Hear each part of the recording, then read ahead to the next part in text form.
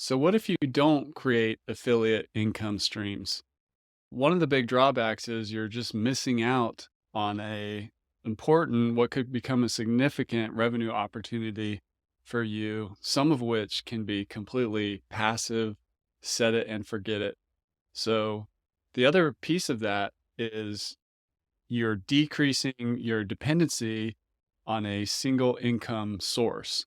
Adding an affiliate income stream is a great way to diversify where you earn money from and reduce risk in your life. It's always great to have multiple sources of income, multiple income streams.